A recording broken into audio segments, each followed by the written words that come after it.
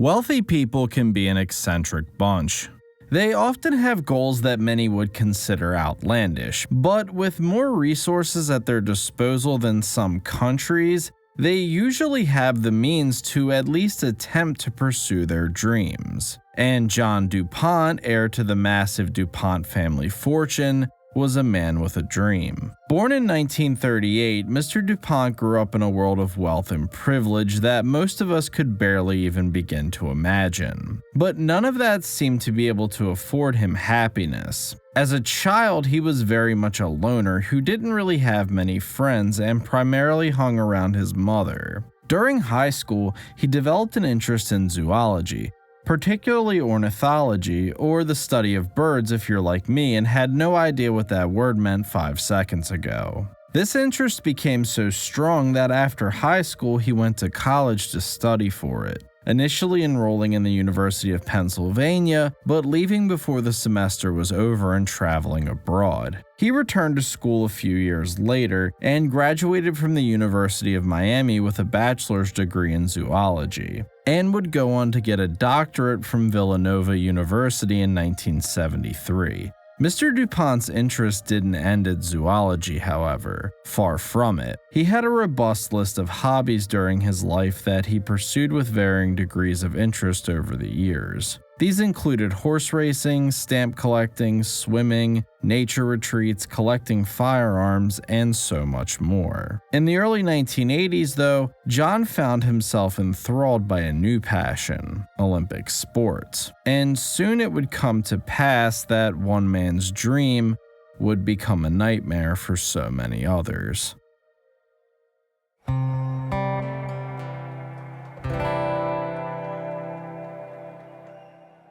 During this time, John became infatuated with track and field, swimming, target shooting, and above all else, wrestling. He wanted to leave his mark on American athletics, and given the state of these sports in the US during this time period, there was ample opportunity for him to do so. The Cold War was still very much raging, and one field of battle that the United States and the Soviet Union often found themselves engaged on was athletics. In many of these events that Mr. Du Pont looked to expand his influence, the US often came up short against their Soviet rivals. The primary reason for this, aside from some questionable nutrition habits by Soviet athletes, was simply that in America these sports were terribly underfunded. If you were a successful college wrestler, there was very limited opportunity for you to capitalize on those skills after you graduated, meaning that very talented wrestlers would often have to put their dreams on hold and go find a job that could actually support them and their family. In the USSR, if you showed promise as a wrestler, there was a good chance you could find a spot on the national team and make plenty of money to pay your bills and feed your family while remaining laser focused on your goal of being the best athlete you could possibly be. As a result, the talent pool the Soviets had at their disposal for these sports was completely night and day compared to the rest of the world. And as someone with a considerable amount of resources at his disposal, John Du Pont wanted to try and even the playing field and leave an impact on American athletics that would endure long after he was gone. He began formulating a plan to create a state-of-the-art facility for athletes who were engaged in these underfunded sports to come and hone their craft, with the ones who showed the most promise receiving a handsome salary from Du Pont that would allow them to continue competing in the sport they loved. In 1985, the massive 440-acre Lasseter Hall Farm was opened. Athletes from all over the country and later all over the world came from far and wide to compete for Mr. Du Pont's exclusive team, which was eventually named Team Foxcatcher.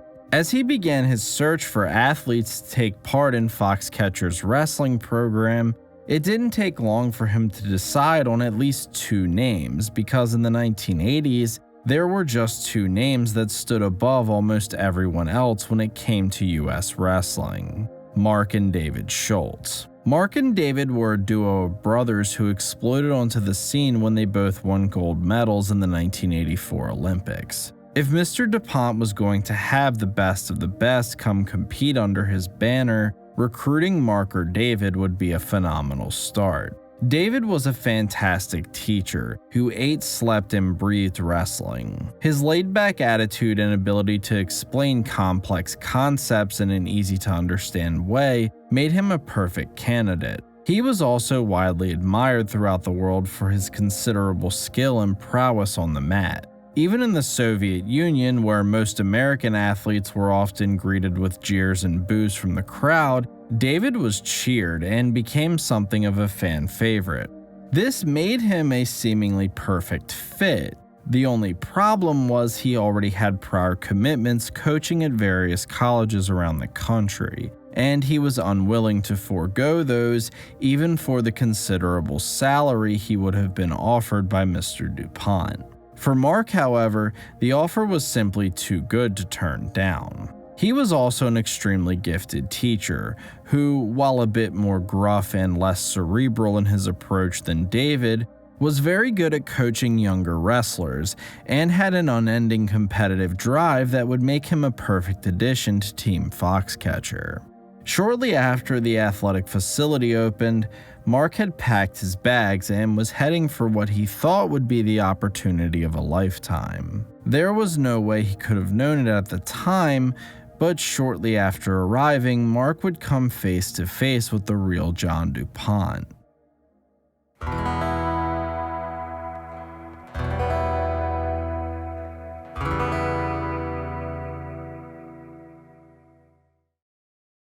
When Mark Schultz first arrived at Foxcatcher Farms in the mid-1980s, he was as optimistic about the future as one could be. He was going to be making a very generous salary wrestling for the newly established super team, as well as being one of the main wrestling instructors.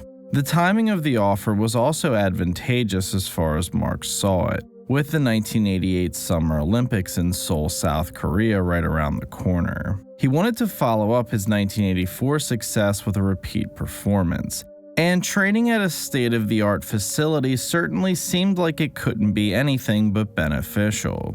However, shortly after arriving, Mark began having unexpected issues dealing with Mr. Du Pont. Mark had taken the offer expecting John to be a pretty hands-off team manager. After all, the now close to 50-year-old man had no experience as a wrestler, so there was no concern in Mark's mind that Du Pont would try to interfere, but that wasn't what happened. As opposed to someone who was just providing funding and getting out of the way, Du Pont was regularly trying to pass himself off as some kind of savvy wrestling instructor. This would be frustrating to deal with even if the person doing it was nice and well-meaning. But Du Pont had a habit of becoming agitated and very aggressive if the wrestlers didn't do things how he wanted them done. Many of the other wrestlers would just try to appease Mr. Du Pont and write his over-the-top controlling behavior off as John being John, likely because they didn't want to upset the person bankrolling the team.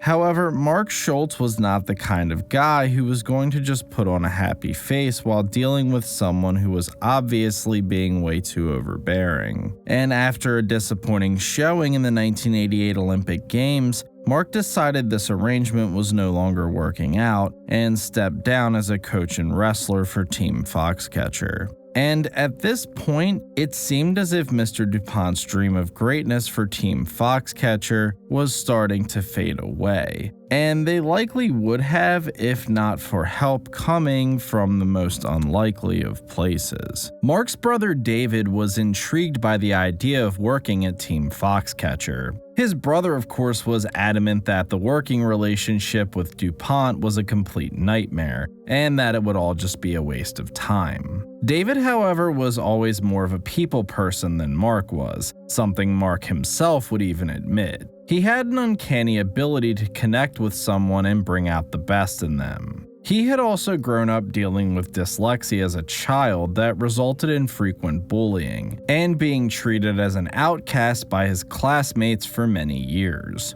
This likely made him feel a good bit of sympathy for the eccentric Mr. Du Pont, who, despite his immense wealth, seemed to have a very hard time making real connections with other people. So despite his brother's warnings, in 1989, David Schultz agreed to take the job of head coach at Foxcatcher Farms wrestling program, a decision that tragically would cost Mr. Schultz his life.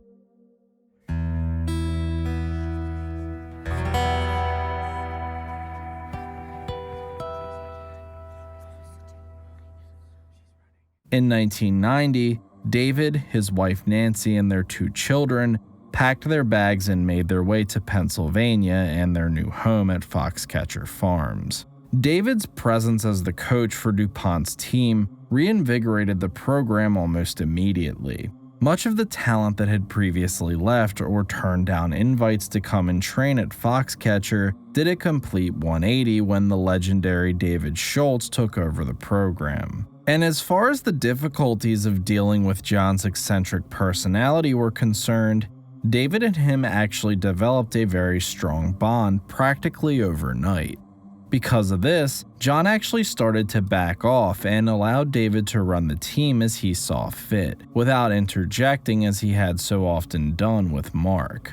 But as the decade drew on, John Du Pont would go from someone with an eccentric personality to a man on the verge of completely unraveling.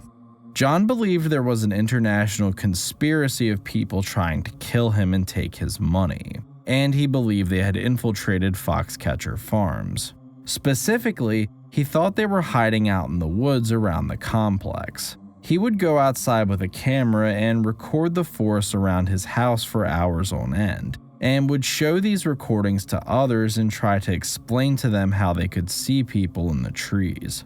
Some of the wrestlers on the team fed this paranoia as they found it funny, but David and the inner circle of coaches who were closest to John did their best to ease his paranoia. This didn't work, however, and eventually Mr. Du Pont even started believing that David and the other coaches were infiltrating the walls of his mansion and messing with him by knocking on them during the night. At some point, John became so paranoid he hired a security team which was led by former U.S. Marine Patrick Goodall. This team quickly went to work trying to assuage Du Pont's paranoia, digging massive holes around the property to try and find the hidden tunnels John insisted were there, and even bringing in equipment to locate the hidden compartments in the walls of his home. Of course, none of this produced anything to substantiate Du Pont's claims, and many around Foxcatcher Farms criticized this new security force for feeding into John's paranoia, which by the mid-1990s had made life around the training facility almost unbearable. Du Pont by this point had seemingly lost every bit of his sanity. He told people he heard Disney characters talking in the walls at night. He would walk around in a red robe and tell people he was the Dalai Lama, and he developed an irrational fear of the color black, so much so that black cars, horses, and other items were banned from being brought onto the training grounds. Most troubling of all, this led to him ordering every African American wrestler and athlete kicked out of the program and banned from training at Foxcatcher, including very accomplished athletes such as 1992 Olympic gold medalist Kevin Jackson. Understandably, this made quite a few people distance themselves from John and Team Foxcatcher, but the core group of David and the other coaches that had grown close to Mr. Du Pont desperately tried to bring him back to reality, though even they could not help him at this point. In addition to his mental instability, it was believed John had developed a drug habit and would stay awake for days at a time high on cocaine. This only fueled his paranoid delusions even more, and these delusions would turn deadly at the beginning of 1996. A bizarre story has been unfolding for hours in a wealthy Pennsylvania suburb. It involves a violent murder and a heavily armed standoff with police. It also involves the heir to a huge fortune, a Du Pont, who has turned his estate into a massive fortress. Why John Du Pont shot and killed David Schultz on that cold Friday afternoon in 1996 is unknown to this very day. Even Du Pont himself never gave anything that could be described as a motive. What is known is that shortly after 1 p.m., John asked his head of security, Patrick Goodall, to drive him around Foxcatcher Farm so they could analyze the damage that had been done from a recent winter storm. During the trip, John pulled his car up next to the house David Schultz and his family occupied on the grounds. David was standing outside and greeted Du Pont with a smile and a friendly wave. Before either Schultz or Mr. Goodall realized anything was wrong, John pulled a .38 caliber pistol from his jacket, aimed it at David, and shouted, "Do you have a problem with me?" before firing 3 shots into the man who for so long had been his close friend and confidant. As David fell to the ground bleeding, Goodall jumped out of the car and rushed over to attempt first aid as Du Pont sped off and fled back to his mansion. A panicked Nancy called 911 and went out to her husband.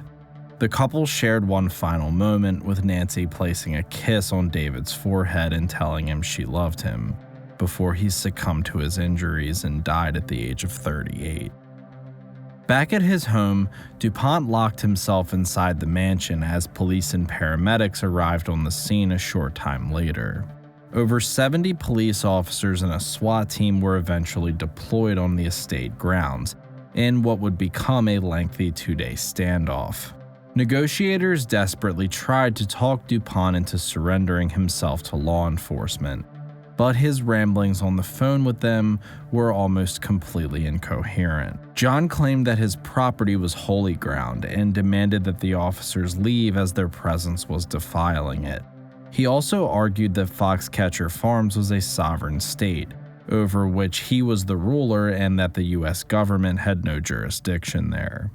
Police approached the matter with a great deal of caution, as they very well knew Mr. Du Pont had a wide assortment of weapons on the property as well as a panic room that was protected by a vault door.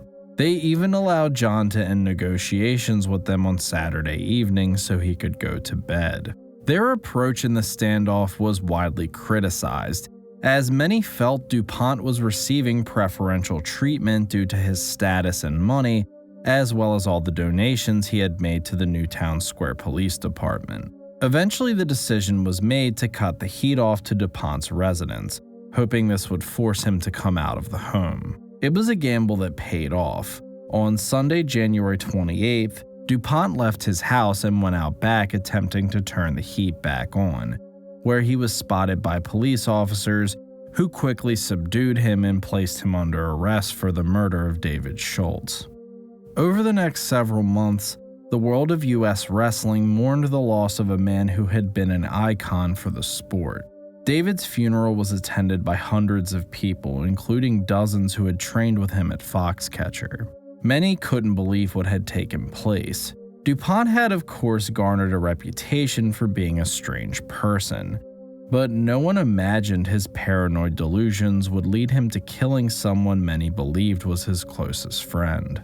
And to this day, many of those who worked with both John and David say they feel a sense of responsibility that John's degrading mental state wasn't taken more seriously at the time. The question now for the U.S. justice system was, did that mental state mean Mr. Du Pont was not criminally responsible for his actions? His attorneys argued that it did, and entered a plea of not guilty by reason of insanity. As the trial began later that year, the defense's strategy was simple. John Du Pont was a man who had simply unraveled, and didn't understand what he was doing at the time he shot David Schultz. Psychiatrists were brought in who testified that, in their belief, he was not able to comprehend his actions and had completely lost touch with reality, a claim that was backed up by many of the people who had wrestled and worked at Foxcatcher.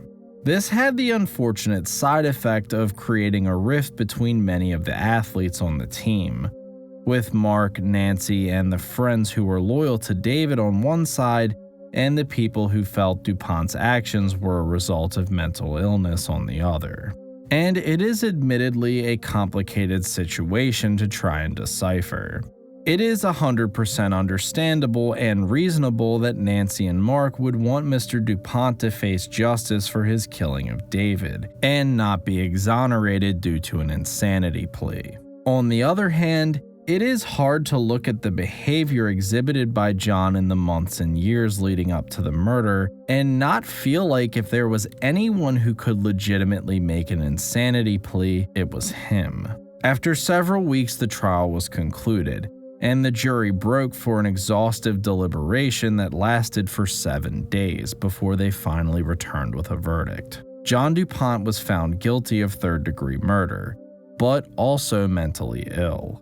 This very specific ruling meant that John would be held criminally responsible for killing David Schultz, while also acknowledging that his deteriorated mental state was likely a contributing factor to the shooting. Du Pont was sentenced to a prison term of 13 to 30 years in a minimum security penitentiary, where it turned out he would spend the rest of his life, as he would die from complications due to COPD in December of 2010 at the age of 72. The tragedy of this story is so obvious it really needs no explanation. Had John gotten help with his very clear mental issues early on, it's easy to see how all of this could have been avoided. The story of Foxcatcher Farms could have turned out very differently. Maybe it could have continued to be a beacon of hope for US wrestling. Maybe Du Pont could have become a legend of the sport for supporting it at a time where it was desperately needed. Maybe David Schultz would now be around to coach a younger generation of athletes, bestowing his endless well of knowledge on them and continuing to innovate the game of wrestling while living a happy life alongside his wife and 2 children who, as adults, have precious few memories of their father to hold on to. This is certainly a nice world to imagine, but tragically, that world is only a dream. This is Crime Spot, and thank you for watching.